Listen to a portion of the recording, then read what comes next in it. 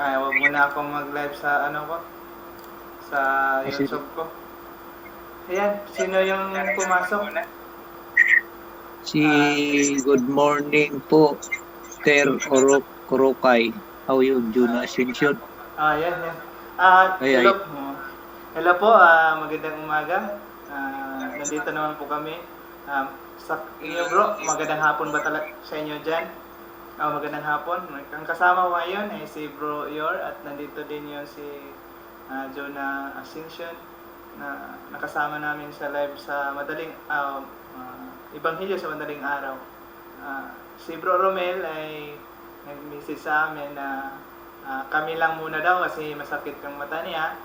At ngayon nga kami na lang po ang ako yung nag-operate sa OBS para masimulan yung programa ni Bro Romel na Ebanghelyo sa madaling araw. Salamat sa inyong mga nagsubaybay. Nandiyan sa Facebook lang kasi yung live namin kasi yung YouTube si Bro Romel ang nakakontrol doon. So i-re-upload lang niya yon pagkatapos ng live namin. I-re-upload lang niya. Maraming salamat sa atin. God bless us all. Back to you, Bro Yor. Ikaw muna mag-greet sa unmute atin. Paki-unmute si Bro Rome.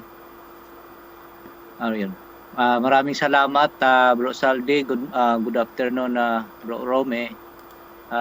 Sa ating taga-subaybay, magandang umaga dyan sa Pilipinas. Magandang hapon dito sa US and Canada at magandang gabi, ating gabi na yan sa Jerusalem. So sa araw na ito ay ating pagninilayan ang Ebanghelyo ng ating Panginoon. Sana'y gabayan tayo ng banal na Espiritu para maabot natin ang mithiin natin sa araw na ito ang pagnilay-nilay sa Ebanghelyo sa umaga. Siguro mag-i-start ng bago magano si Bro Rome greetings. Siguro mag-i-start muna tayo ng prayer, Bro Rome. Yes. Ikaw naman po, Bro Rome. Ikaw yung mag-greet sa ating mga mag-greet tapos mag-pray tayo. Okay, ano bang oras na sa Pilipinas? Good afternoon pala. Good afternoon. Good evening. Madaling araw. Good morning. Madaling sorry. Madaling araw. Okay, good morning sa inyong lahat dyan sa Pilipinas, sa lahat ng nakikinig sa amin sa Facebook Live. At dito naman sa amin sa Canada is good afternoon. So, nawa lahat tayo ay pagpapalain at samahan tayo ng Diyos sa ating pagnilay-nilay sa ating Ebanghelyo sa araw na ito. At nawa ang salita ng Diyos ay tumimo sa ating puso upang ito ay magbibigay sa atin ng gabay sa ating matibay na pananampalataya sa ating Panginoon. Okay po. Maraming salamat, no? Ibibigay po natin ang prayer kay Bro Yor. Bro Yor, ikaw muna mag-pray ngayon. Sige. In the name of the Father, the Son, and the Holy Spirit. Amen. O Ama namin sa langit, gabayan mo kami sa umagang ito doon sa Pilipinas, hapon dito sa US and Canada, sa aming pagnilay-nilay sa iyong mga pulong, sa iyong mga salita. Naway makapulot kami ng magandang gabay para sa aming araw-araw na pamumuhay sa iyong mga salita at sa lahat ng mga nanonood. Sana'y itong Ebanghelyo sa umaga na ito ay makabigay din ng inspirasyon sa aming lahat. O masalangit, buksan mo ang mga puso na nakikinig, ang puso din namin na nakibahagi sa Ebanghelyo sa umaga na ito, na ang iyong pagmamahal ay aming ipamumuhay sa araw-araw. Ito'y idinadalangin namin sa Ama sa Langit, sa pangalan ni Jesucristo na ang Panginoon. Our Father, who art in heaven, hallowed be thy name. Thy kingdom come, thy will be done on earth as it is in heaven. Blessed be our beloved and forgive us. Jesus Christ, forgive us, lead us not into the temptation, but deliver Lead us us from not into evil. temptation, but deliver us from evil. Amen. Hail Mary, full of grace, the Lord is with thee. Blessed art thou amongst women, and blessed is the fruit of thy womb, Jesus. Holy Holy Mary, Mary, Mother Mother of of God, God, pray pray for for us us sinners now now, and at the hour of our and death. at death. Amen. Amen. Glory be to the Father, and to the Son, and to the Holy Spirit. As it was As in it the was in the beginning, is beginning, now, It's and now ever and shall never be, shall now and world ever shall be, without world end. Amen. Amen. Amen. in the In the Father. name of the Father, the The Son, Son and and the the Holy Holy Spirit. Spirit. Amen. Amen. Good Amen. morning again. Good morning. Yan po, babasahin muna natin ang ating Ebanghelyo ngayon, mga brothers and sisters. Simulan ko na pagbabasa ng ating Ebanghelyo.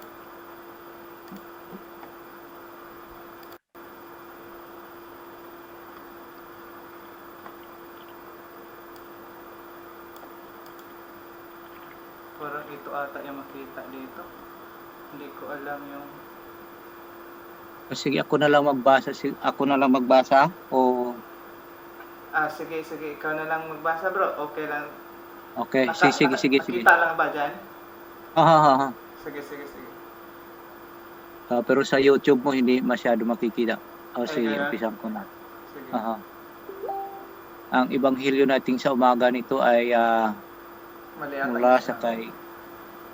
kay Saint Matthew, chapter 26 verse 14 to 25.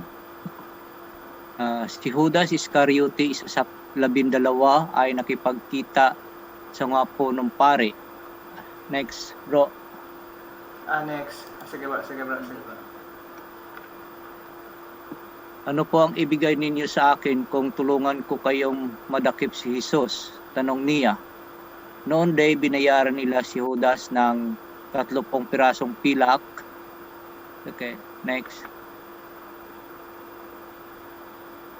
Mula noon, humanap na si Judas ng pagkakataon upang maipagkanulo si Jesus.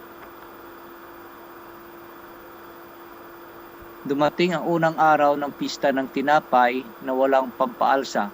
Lumapit kay Jesus ang mga alagad at nagtanong, "Saan po ninyo nais na maghanda kami ng hapunan, Pampaskwa?" Sumagot siya, "Puntahan ninyo sa lungsod ang isang tao at sabihin ninyo sa kanya, ipinapasabi po ng guro na sumapit na ang kanyang oras. Siya at ang mga alagad niya ay sa bahay ninyo kakain ng hapunang Pampaskwa." Sinunod ng mga alagad ang utos ni Jesus at dooy inihanda nga nila ang hapunang Pampaskwa. Nang gabing iyon, dumulog sa mesa si Jesus kasama ang 12. Sinabi ni Jesus habang sila ay kumakain, "Tandaan ninyo, ako'y pagtataksilan ng isa sa inyo." Nanlumo ang mga alagad at isa-isang nagtanong sa kanya, "Hindi ako iyon, di po ba, Panginoon?" Sumagot si Jesus, "Ang kasabay kong sumausaw sa mangkok ang siyang magkakanulo sa akin. Mamamatay ang anak ng tao ayon sa nasulat tungkol sa kanya, subalit kahabag-habag ang taong magkakanulo sa kanya. Mabuti pa sa taong iyon ang hindi na siya pinanganak." Si Judas na magkakanulo sa kanya ay nagtanong din, "Guro, ako po ba?" Sumagot si Jesus, "Ikaw na ang nagsabi." Yun lang bro. Ang ebanghelyo natin sa umagang ito, ang salita ng Diyos. May galing ka o Kristo. Salamat sa Diyos. Napulit ka namin, Panginoon. Okay. So, ibigay natin bro kay Bro Romy yung unang-unang reflection niya. Unang-una din niyang pagsali dito sa atin sa ebanghelyo sa madaling araw.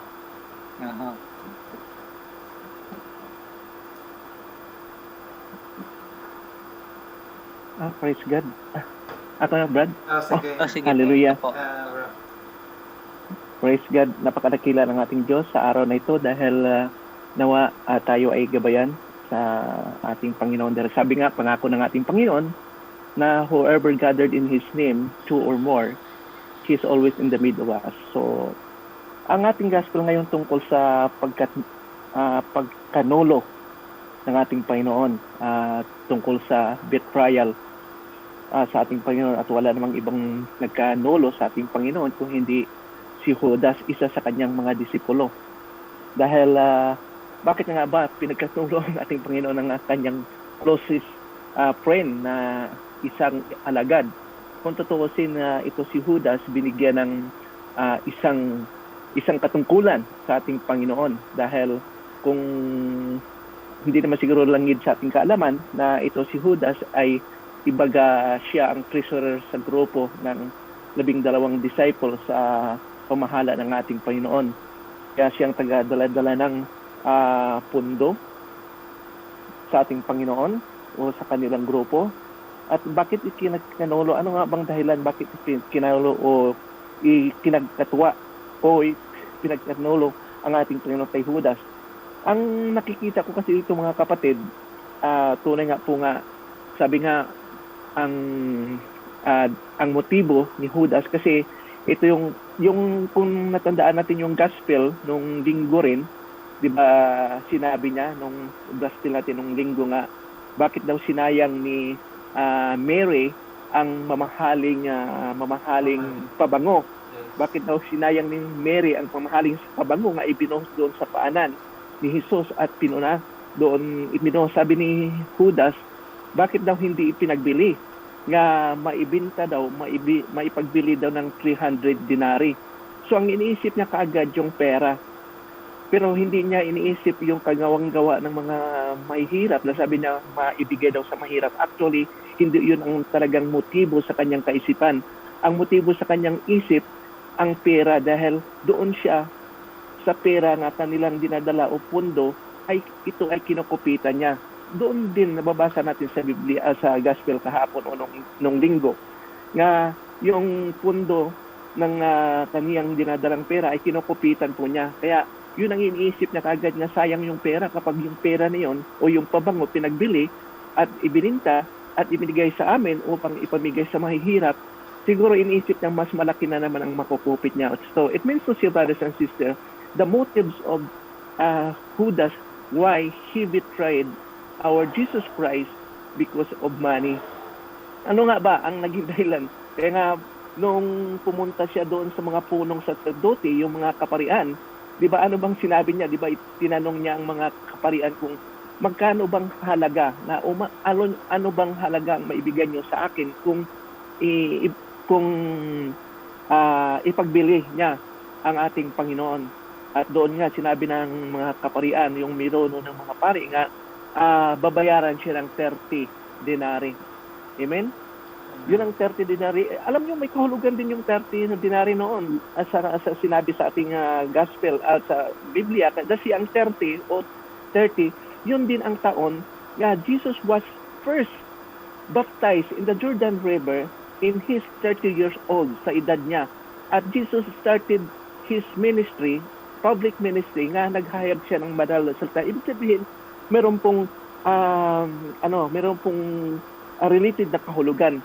And then, kung tutuusin din natin, hindi lang po sa first o hindi lang po sa New Testament nangyayari ang betrayal.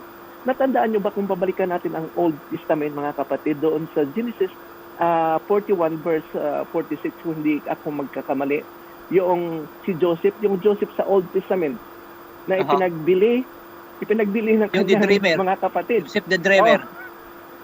Yes, Joseph the Dreamer. Sa Genesis 41 yun, chapter 41, kung hindi ako magkamali ito. Tapos, ipinagbili din nila dahil sa kanilang inggit sa kanilang kapatid. Ano bang inggit nga? Dahil ang kapatid kasi, nakikita nila nga mas mahal yung kapatid nila kaysa sa kanilang magulang. So, ngayon, pinagtatangkaan nga nilang patayin yun eh. Pero sabi naman ng isang kapatid na hinulog lang na natin sa bangin o sa parang, balon.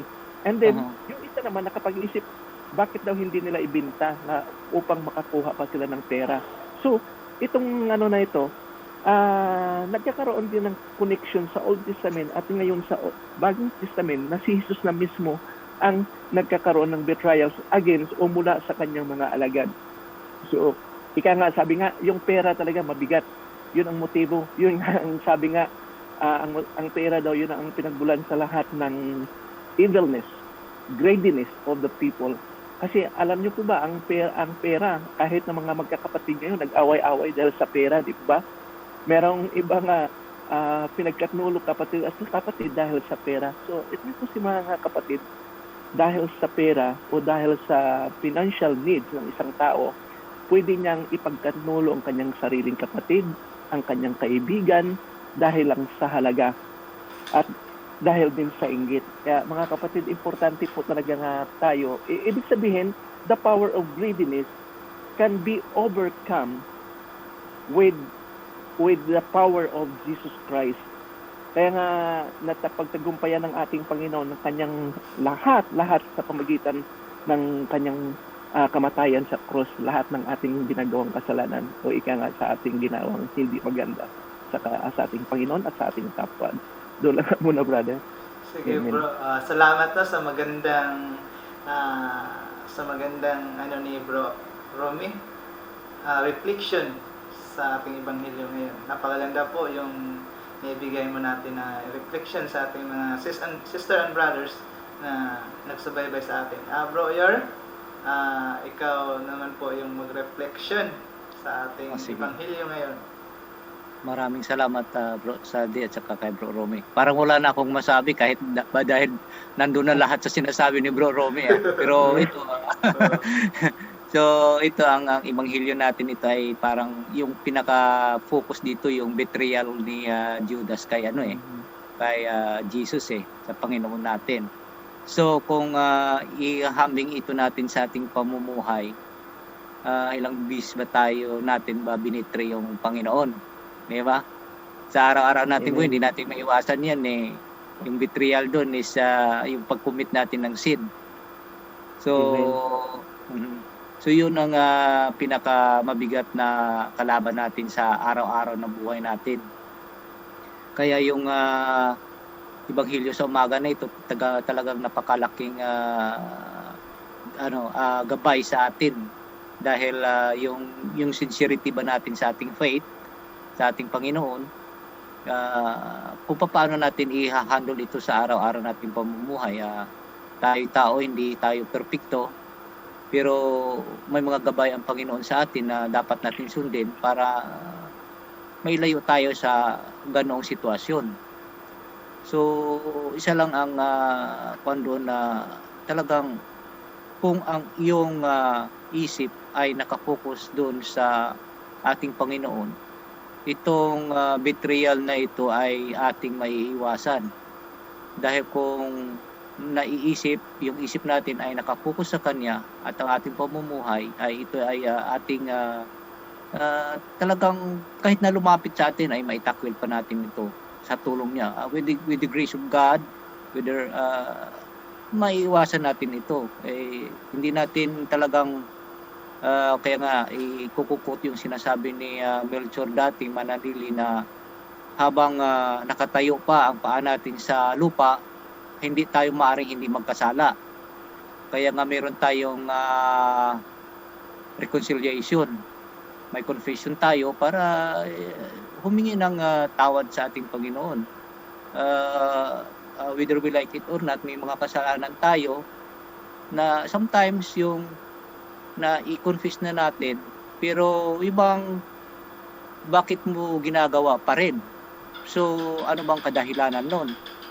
So, sometimes kung over na, nung paulit-ulit na lang, parang may matatawag natin parang insanity na yun kasi or addiction sa isang bagay na ginawa mo ng mali, tapos ginawa mo pa rin ulit. So, pero yun, talagang yan ang bagay na yan na ating dapat na tawag dito, pagdiinan ng pansin para hindi tayo sa ating maulipon o under the control of that sin. So magkasala man tayo ng the same sin kung talagang sincere tayo, ay hindi lang madali yun. Katulad lang ng kung manginginom ka, hindi mo madali-dali mawala sa sarili mo yung kung manginginom ka. Dapat unti-untiin mo ng dahan-dahanin mong iiwan yan. Dahil kung biglain mo naman, baka mamaya hindi mo na ma-control ang sarili mo. So dito sa Ebanghelyo na ito, talagang pinaka-importante itong bagay na ito, yung pagkakanulo. Sabi nga ni Bro Rumi, sa magkakapatid, talagang ganyan, yung roots doon, yung pera.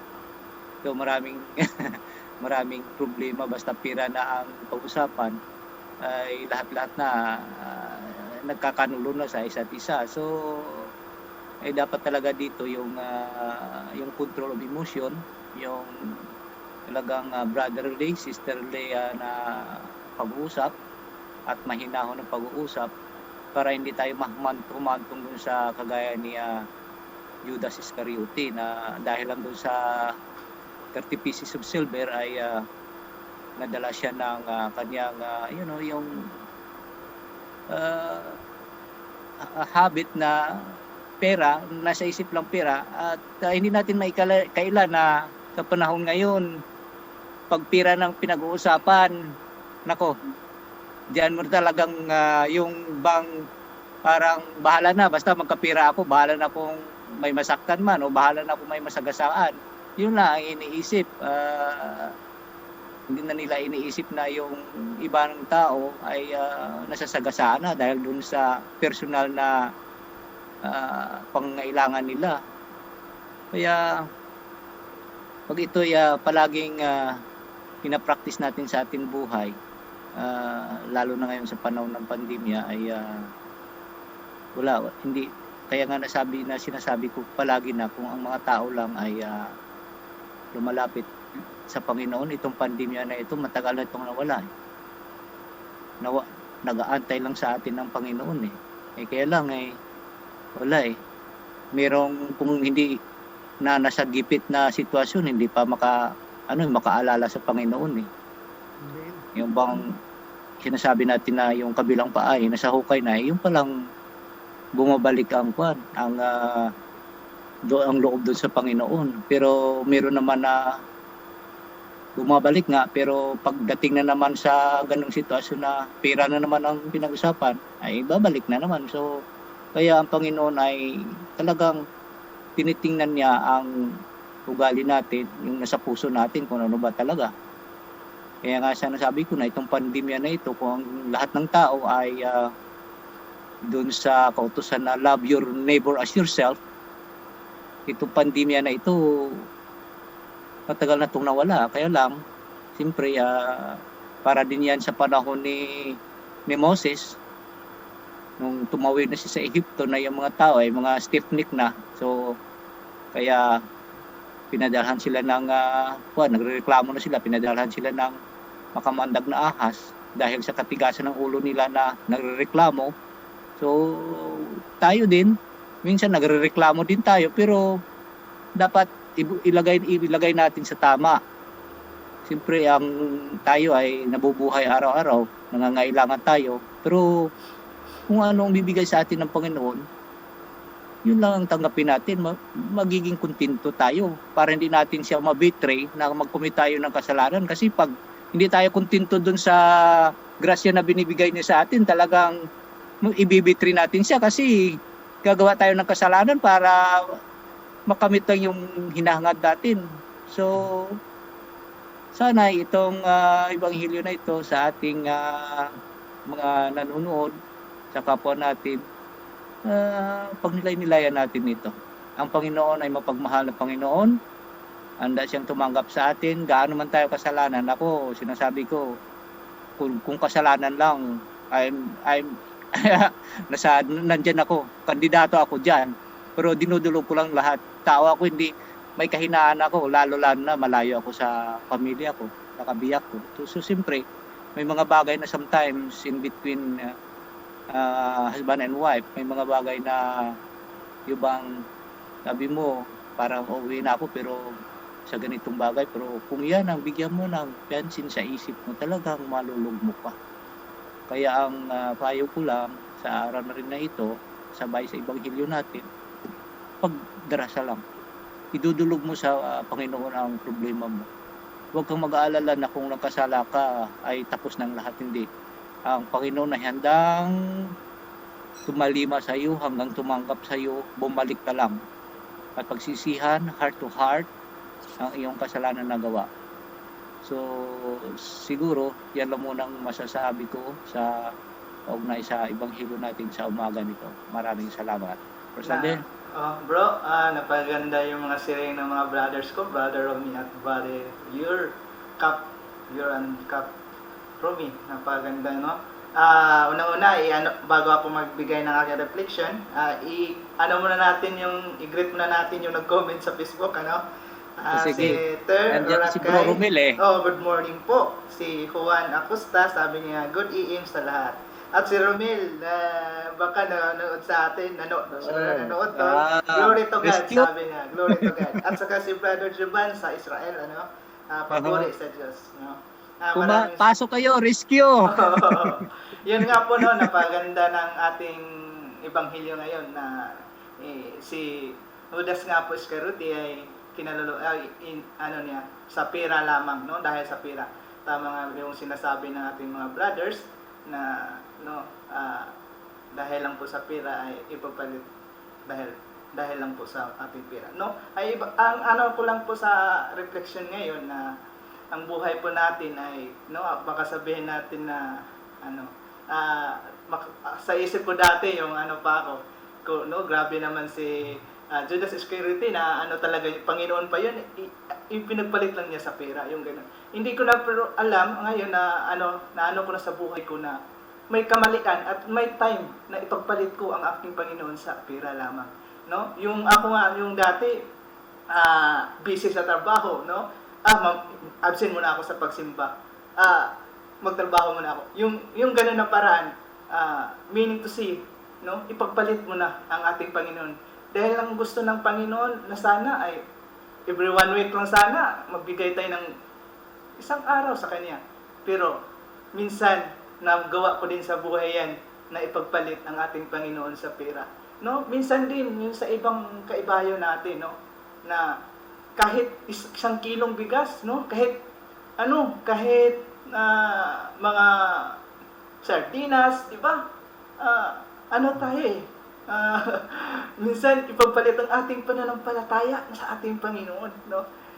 Yung natin, tinatanggap natin yung biyaya, tapos okay naman sana yun, tinanggap natin ang biyaya, pero hindi natin iiwan ang ating Panginoong Jesucristo, no? Ang iba kasi, pag bigas, bigyan ng bigas, okay na, ito na, sasama na sa iba, no? Hindi ko naman inaano sila, pero ito po yung reality na nangyari sa ating buhay, no? Minsan po na sa ating buhay, 'di ba, yung gluttony, 'di ba? Iba diyan, nagmukbang pa, 'di ba? Nagmukbang. Alam naman natin ang iba siguro hindi din alam nila, no? Ang iba baka nakaalam din na kahit gluttony ay sila mukbang na kahit madami kakain pa rin yung ganoon. Ang gluttony is yun na makasasala na na hindi talaga natin ipapalit, no? Alam na natin na kasalanan yun, pero ginawa pa rin natin ang bagay para lang sa pera. Yun po na sa ating buhay, minsan nga po sa sarili ko, ngayon bago ko pa lang na-discover sa aking buhay na nagawa ko na pala ang ginawa ni Iscariote. Pero ganun pa man, mga brothers and sisters nakikinig sa atin. Kahit nga po sa last, no? Ang iba nga dyan, yung kumbaga yung mattress, no? Papalit para hindi na magkaanak. Yun. Isa po yung makasalanang bagay, no? Dapat po natin pansinin yun, no? Bibili lang po tayo doon, ipalit lang po natin para hindi tayo makaanak. Ang ano po natin diyan is last yung makukuha natin na kasalanan. Dapat pumapansin sana ng ating mga brothers and sisters na sana ay bigyan pansin natin ang ating Panginoon na yung mga sinasabi niya, no? Yung mga sinugo niya dito sa lupa, kung ano may yung utos niya, ay susundin natin at hindi natin ipagpalit sa pera. Minsan nga po sa ating buhay, dahil nga po sa yung nagawa nating kasalanan, huwag natin isipin yun dahil ang ating Panginoon mapagmahal. No? Kahit ano pa ang ating kasalanan, tama yung sinabi ni Bro Yorn, na kahit ano pa yun, basta lumapit ka lang sa Kanya, no? Magpakumbaba ka sa sarili, no? Ay tatanggapin Kanya buong puso. Yun lang po ang reflection ko, mga brothers, no, and sisters. Kung may madagdag pa ang ating mga kap, Romy at Pure, pwede po kayong magdagdag dahil 5:18 pa po tayo 5:30 hanggang 5:30 tayo mga brothers. Sige, Bro Romy. Si Bro nga Romy. po, alam niyo po ang sa buhay po natin bilang Kristiyano, marami po tayong betrayals sa sarili po natin eh. In terms of the words betrayals, hindi lang po, kasi ang si Judas, close na talaga ng ating Panginoon. Nung bago umalis, di ba, nung binigyan siya ng tinapay ng ating Panginoon, at noon din pagtanggap niya, ay sumasa kanya yung devil, di ba? At yung yung betrayal na yun, sometimes sa buhay po natin, ang nagpupus po nga upang maibetray natin o maikatnulo natin ang ating mga kaibigan, mga mahal sa buhay, o mga boss man sa trabaho, ipagpalit natin basta meron tayong mag-gain from them, especially sa mga ngayon, yung position. Yun ang ngayon eh. Kaya nga minsan ang isang bansa hindi lumalago dahil sa pagkakatulo sa isa't isa, dahil sa kanilang motibo behind motives of their sa kanilang posisyon. Kaya sa buhay po natin, nagkakaroon ng motibo nga ibibetray natin ang kapwa natin dahil sa temptation din. Sometimes bago tayo magkakaroon ng decide na, tingnan niyo si Judas, di ba? Dahil siya ang may dala-dala ng treasury ng kanilang grupo, na-tempted siya nga talagang dahil sa pera. Na-tempt siya o tinutukso siguro. Ito ang nagiging itong nagiging pinpoint ng diablo, yung pera upang tuksohin. Sige, ibibenta mo yung Panginoon mo dahil makakuha ka ng malaking pera, dahil yung 30 dinari noong unang panahon, silver yun malaking po yun. Malaking halaga. Kaya sa buhay po natin, marami tayong betrayal through the temptation sa buhay po natin. As a Christian, as a Roman Catholic believers, lahat po tayo dumadaan ng temptation bago tayo na makadecide nga i-betray natin yung sarili o mga kapwa natin. Kaya kung tutuusin nga, ang ating Panginoon hindi nakaiwas sa temptation, di ba? Yes. Nung doon siya nung nandoon siya sa ilang, tinukso din siya ng diablo. Panginoon na siya, pero hindi siya nagpapabadala sa tukso. Anong sinasabi ng ating Panginoon sa tuwing tinutokso siya? Nasusulat, di ba? Nasusulat sa salita o ang salita ng Diyos, nasusulat na ang salita ng Diyos ay makapangyarihan dahil yun ang ginagamit palagi ng ating Panginoon. In other words, God Himself sa kanyang salita ay nandoon yung kapangyarihan. Kaya nga minsan kapag yung mga may mga mahal tayo sa buhay nga nagkakaroon ng kaunting karamdaman, di ba? Anong ginagamit natin upang mapagaling natin sila? Anong ginagamit natin upang ma-pray natin in Jesus' name? It means to say, sa pamagitan ng kapangyarihan ng Diyos, kahit man dumadaan tayong pagsubok o kahirapan. Ako sa buhay ko, bago ako nagiging converted, ay hindi naman ako, Roman Catholic naman ako, pero nagkakaroon ako ng yung Katolikong sarado, yung tinatawag nilang Katoliko sirado. Kasi nung nandun pa ako sa Pilipinas, sa Maynila, pagkatapos short lang ito, Brad, ha? Pagkatapos, itong nagiging betrayal ko sa sarili ko lalo na sa pamilya ko.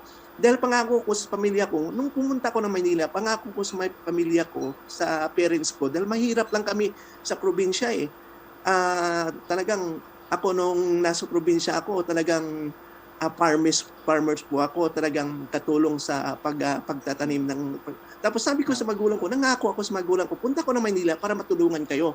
Pero yung pangako na yon, parang nabibetray o ipinagkanolo ko sa sarili kong magulang dahil hindi ko pa natutupad yon. Dahil pagdating ko ng Maynila, natukso po ako sa makamundong pamumuhay. Pagkatapos kapag may sweldo, pupunta ng mga kutitap na ilaw. Yung may kasabihan nga, brother, you're nga one day millionaire Dahil pag sweldo mo, bunggang-bungga, punta ka ng mga makamundong pamumuhay.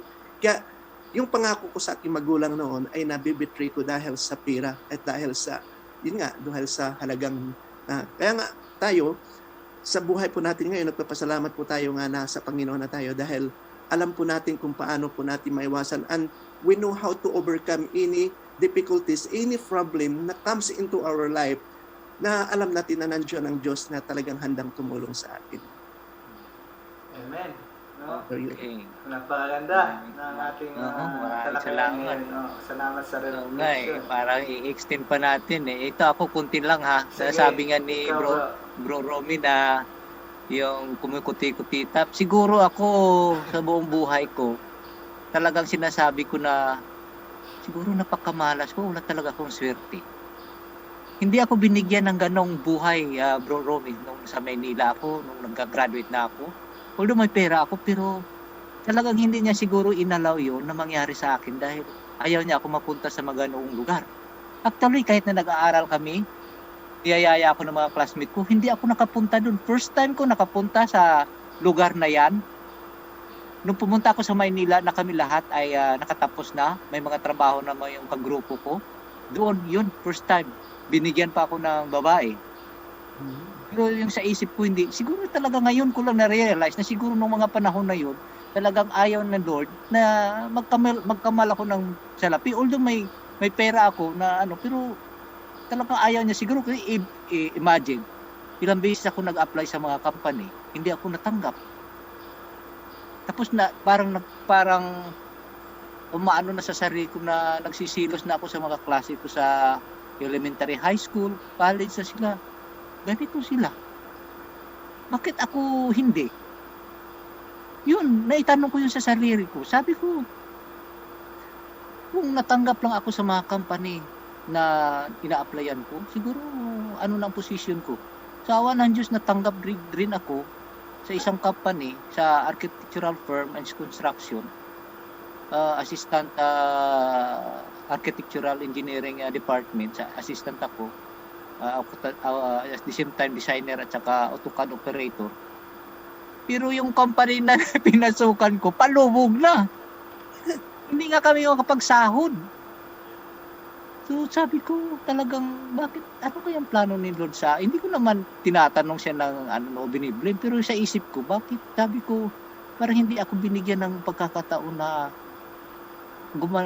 yung umangat talaga yung nasa fix na yung yung pamumuhay mo, yung may permanente kang trabaho, yung bang talagang sufficient ka sa pamilya mo.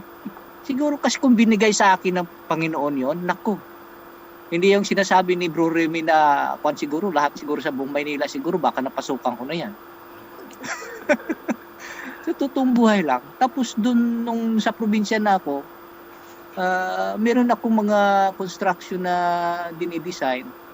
Ibiro mo, parang hindi ko rin ma-attempt na na ibiro mo, imbis na ibibigay mo dun sa owner yung discount, sa'yo mapupunta, biro mo yung 20%, mapupunta sa'yo na maliban doon sa bayad mo.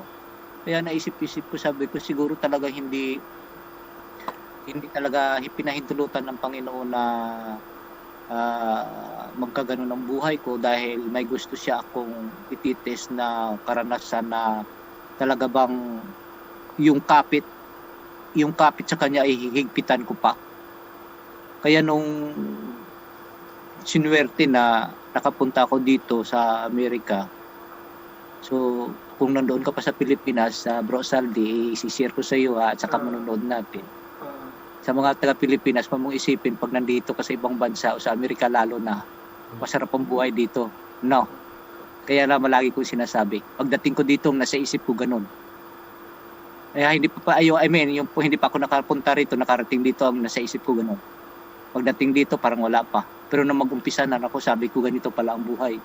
Sa totoo lang, yung kapatid ko, nanonood siya ngayon sa Facebook. Pagdating niya dito, iyak ng iyak. Wala magawa eh. Naninibago ka, culture shock ka. So ako parang iniisip ko na ang isa lang ang iisip ko. Sabi ko kay Lord, kaya nga madalas ako sa Baclaran, mamaya magsisimba na naman ako sa Quiapo. Sabi ko, Lord, para sa mga anak ko, allow me, pahintulot mo sa akin na makarating ako sa lugar na gusto ko mapuntahan. Pero yun, binigay niya. Pero hindi niya sinabi na, ang kaakibat doon ha, ikaw lang bahala sa sarili mo. Save yourself. I will be there. Pero ipapuntahin kita doon. Pero kailangan maging matibay ka. Biro mo, Bro Romy. Sinasabi ko na, naisip ko na rin ito sa mga ka-brothers natin. Pero sa iba natin nanonood, hindi pa sila nakano. Pero mo, more than, malapit 5 years bago ko nakauwi. Parang bago ko makita ang pamilya ko. Talagang limited lang ang communication noon, hindi kagaya ngayon. Kaya anong hirap, bigat. Tapos, nangungulila pa ka sa kapartner mo o anong gagawin mo. Kaya yung ano na lang, ang pumapasok lang yun ang ini-inject sa ulo ng Panginoon natin, sa ulo ko. Simbahan, rosary, pray. Yun lang. Yun lang ini-inject sa akin araw-araw. Tapos naisip ko, pupunta ako sa ganitong mga lugar. Siyempre dito, marami dito, magaganda na ako. Masisilaw ka talaga. Bro Saldi, sinasabi ko sa'yo, masisilaw ka talaga. Kaya yung panahon na yon, parang ang Panginoon ay talagang hindi ko pa namalayan na yung nandyan siya palagi. So hindi ako nagkaroon ng panahon na i-betray siya para lang doon sa biro mo, siyempre dito may mga history rin ng mga Pilipino eh. Sa isang trabaho, magkaasawa, yung pamilya sa Pilipinas ng babae. Yung lalaki dito may pamilya din. Meron ako nalaman, siyempre nagkaanuhan sila, nagkaanak o ano.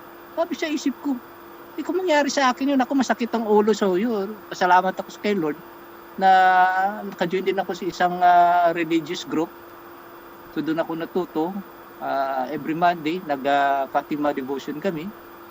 Yun lang talagang ini-inject ng Panginoon sa akin kasi siyempre naramdaman ko na mahal niya ako kahit na ako siyempre hindi ko rin maiwasan na magkasala. Pero kaya nga sa atin ngayon, lalo na itong related sa Ebanghelyo natin ngayon, yung betrayal, nandiyan talaga yan. So talagang ang Panginoon ay mapagmahal sa atin. So lalapit tayo sa Kanya. Kakapit tayo kahit na sa patalim, sabi nila, yung kasabihan na yung kung tao ay magigipit kahit na sa patalim ay kumakapit. Pero baka ibang patalim yun. Patalim ng Panginoon. Yung patalim na ibig sabihin doon sa ating pag-analyze o analogy, patalim ng salita ng Diyos. Matalim yun eh. Doon kakakapit sa patalim na yun, yung salita ng Diyos. Kaya ito, blessing din ito, nagkasama-sama tayo, nagkita-kita kami dito sa online lang. Kami, Bro Saldi, titingin na lang doon, nagjo-join lang kami, nakikinood lang kami kila Father Darwin. Hindi ko na nga namalaya na nagkaisa na kami, Bro Romel, lalo na.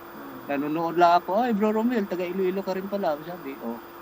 So talaga ang Panginoon ay, yung maganda ang niya. Talagang He guided everyone.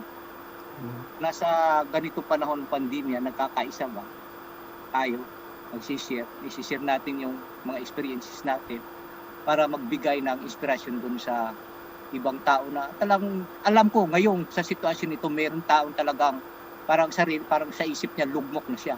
Pero huwag kang mag-alala, brothers or sisters, ang Panginoon nandyan, kapit, huwag kang bumitaw. Kasi sa akin dati naisip ko rin yan, sabi ko parang wala na, surrender na ako, bibitaw na ako. Pero sabi ko akong talo nito, hindi si Lord ang talo pag bumitaw ako. So kapit lang, talagang ganon, kapit. Kapit sa patalim na salita niya.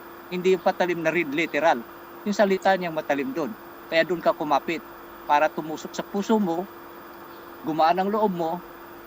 So pag gumaan ang loob mo, maipasok mo talaga siya sa loob ng puso mo. Kaya yung pamumuhay mo ay kahit anuman ang hirap, hindi mo binaliwala kasi naisurrender mo ng lahat sa kanya at nandyan siya na gumagabay sa iyo. Yun lang po, maraming salamat. Salamat po mga brothers. Napakaganda ng ating reflection, no? Na nilayan natin ngayon na Romy, no? Napakaganda, bro, yun. Na talagang akapit lang, no? Kailangan talaga natin magdasal everyday, no? Binibigay ni Mama Mary ang prayer, rosary, para po yan sa natin, protection, no? Na hindi tayo malinlang o sa tentasyon, no? Ang gaya nga po ng 1 Pedro, no? 1 Pedro 5 verses 8 na nandyan yung yung kalaban natin yan na nag-aantay lang yan, no? Sa tabi-tabi para tayo ay kakainin yan. Dapat po tayo ay manalangin. Sabi nga po ni Jesus Christ, no? Na manalangin kayo para hindi kayo matukso. Yun po ang mahalaga sa atin. Dapat magsimba, dapat mag-rosary. Yun po ang ating mahalaga sa ating buhay. Na kahit ngayon nangyayari sa atin ng pandemyang ito na maraming nakaranas ng anumang hirap, no? Ako din, nakaranas din ako ng hirap sa nangyari sa ating pandemya. So wag lang tayong sabihin natin na yung problema natin, hindi lang po ikaw ang naproblema ngayon, kundi tayong lahat, buong mundo ang nagkaproblema. Kapit tayo sa Panginoon dahil siya po ang tagapagligtas sa atin. Yan nga po mga brother and sister, maraming salamat na nagsama-sama tayo sa programang Ebanghelyo sa Madaling Araw. Ngayon po ay 5:33 na tayo. Time na po na magpasalamat and greetings on goodbye last message sa ating nanonood ngayon. Bro Yor, ikaw muna sa last message natin sa ating mga tagapanood. Maraming salamat Bro Saldi. Sa muli, maraming salamat sa sumasama sa atin ngayon. Unfortunately, wala tayo sa YouTube, only in Facebook, sa Zoom. Sana'y ang Panginoon ay gagabay sa atin, lalo-lalo na ngayon sa pandemyang ito. Huwag tayong makalibot palagi. Isa sa isip natin na ang Panginoon ay diyan, nagmamahal sa atin. Na handang gumabay, umalalay kahit anuman problema, sitwasyon natin sa buhay, huwag lang tayong bibitaw. Kapit sa kanyang patalim ang salita niya. Maraming salamat po at magandang umaga at gabi, hapon sa buong mundo. Yes po, maraming salamat. Bro Romy, last message po natin sa ating mga tagapanood.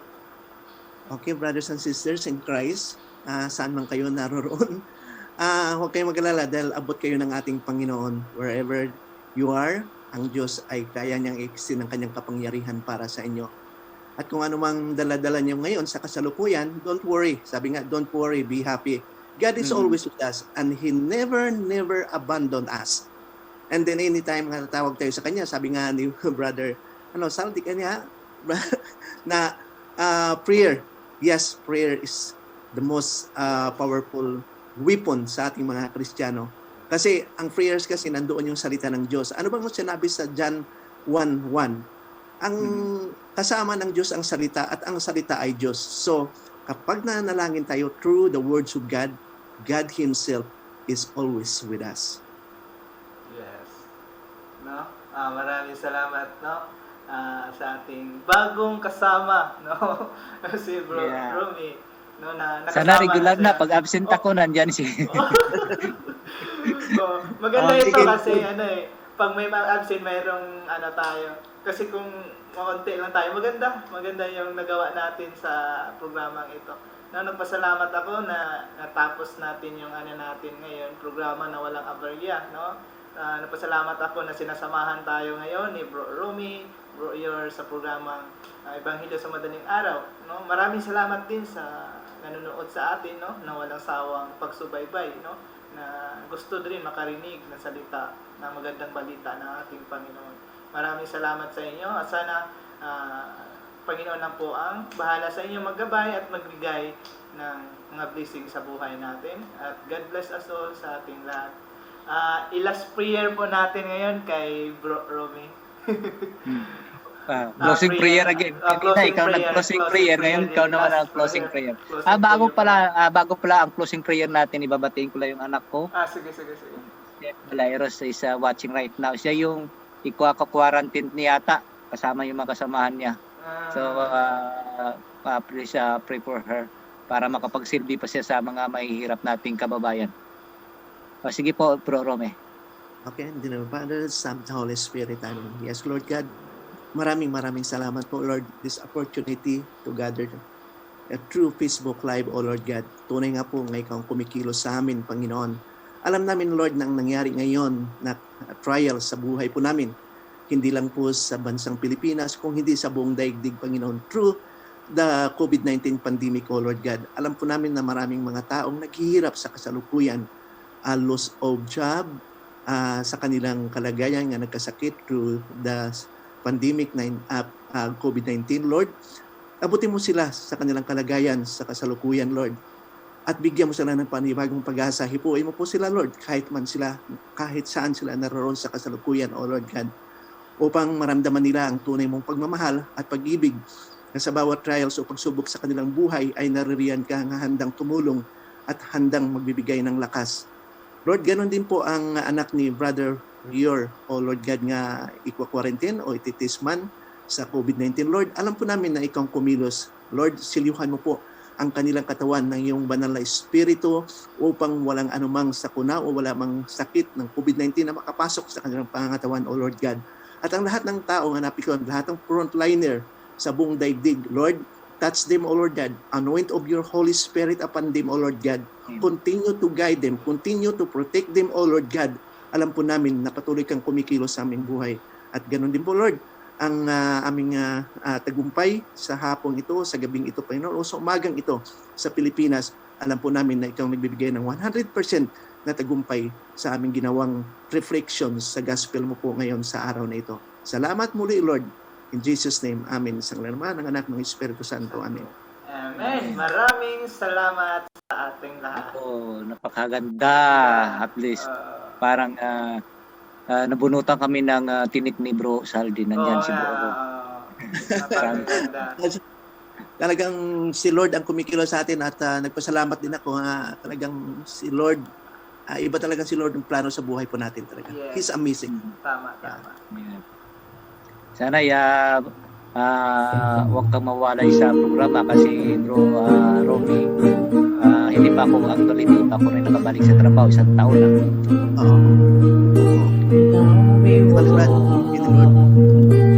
So siguro kung makabalik man ako kasi ito madaling araw, talagang komplikado na sa schedule ko. Pero pipilitin ko yung off ko na yung Monday, Tuesday na makasama. Kasi ang trabaho ko is weekend ako. Yun eh. So pwede ko nang ipagpalit dati offline na tayo, no? Rosalde? Bro. Offline na tayo sa Facebook.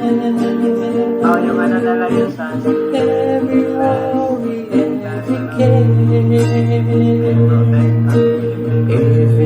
Kung may audio tayo doon, wala? wala po paano to audio natin. Oo, meron pa. Nag-aaral ako dito eh. Paano to? Sige, hindi ba rin nakarinig? So, yun nga, Reflection ng buhay natin. sa totoo nga, hindi ko alam kung bakit napunta ko rito eh. Kaya nga yung kintuhan natin kanina, nagapanood lang ako, nagatanong. Sabi ko, bakit napunta ko? Ako naman eh, walang baon. Sabi na, pero sabi ko, sa palagi niya, sabi ko, bakit ko masusunod ay na lang sa spirit. Kahit sasabihin ko. Kasi yung try ko una, nagsusulat ako, hindi ko may Hindi ko rin may sabi yung mga sinusulat ko. Hanggang kung anong ini-inject dito sa isip ko, yun na lumalabas. Kaya sabi ko, wag na. Babasa na lang ako muna, tapos itipid ko na lang. Tapos ikaw na bahala. Magtuturo sa akin na ano sasabihin ko na maka-inspire pa sa kapatid. Inawa ng Diyos. Yan ay nasabi ko kasi for personal experience at sinishare ko para yung iba ba hindi mawalan ng pag-asa sa buhay. Ay, ganun na experience rin pala. So, ganun pala. So, ibang makabigay tayo ng inspirasyon. Encouragement yata. Maraming tao nga hinahanap sa kanilang buhay sa pananampalataya, especially sa crisis natin ngayon, sa pandemya, maraming tao nangihina na sa kanilang pananampalataya sa Panginoon. So, the only thing we have to do is just to encourage praise God. Hindi tayo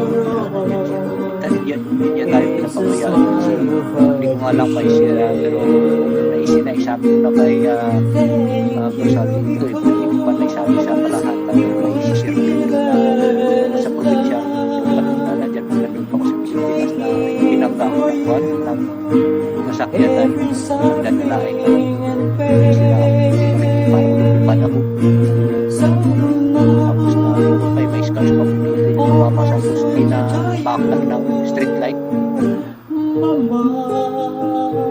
Kung ano siguro kung talagang ano na ng Panginoon sa akin yun, doon pa lang ibiro mo, babanggain ka. Yung bisikleta ko, sinababay ka mo sa daan. Yung bisikleta ko parang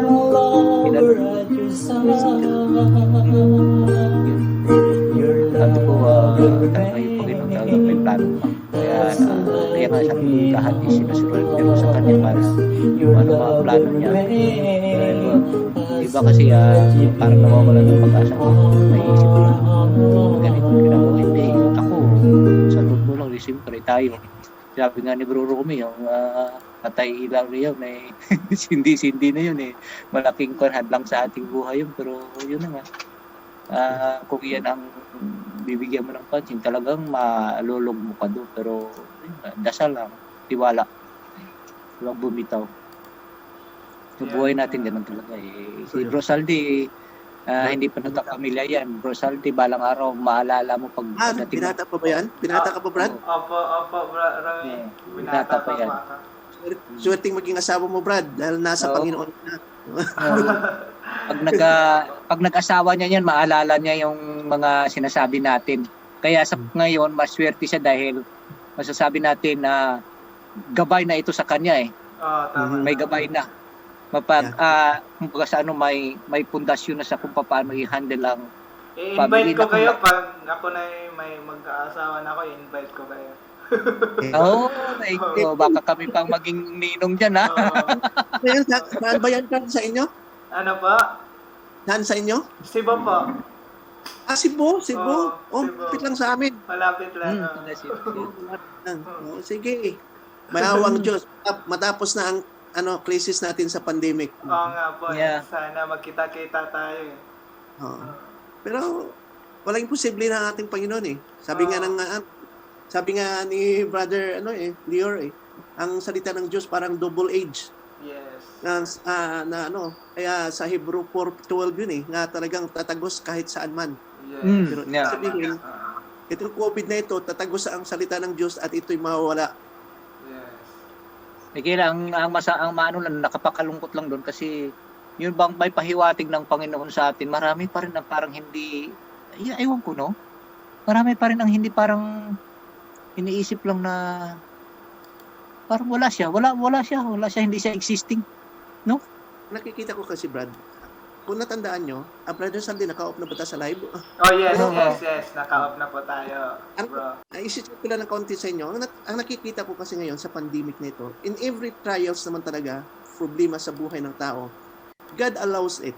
Kasi ito trials na sinusubukan tayo ng Diyos minimold tayo Yes. We are continue molding in our Christian life. Kasi kung tutuusin, napasa journey pa tayo We're still in journey as a to Christian. So ngayon, nakita ko kasi sa pandemic nito, kung natandaan nyo, nag-umpisa itong pandemic nito nung nakaraang Holy Week, di ba?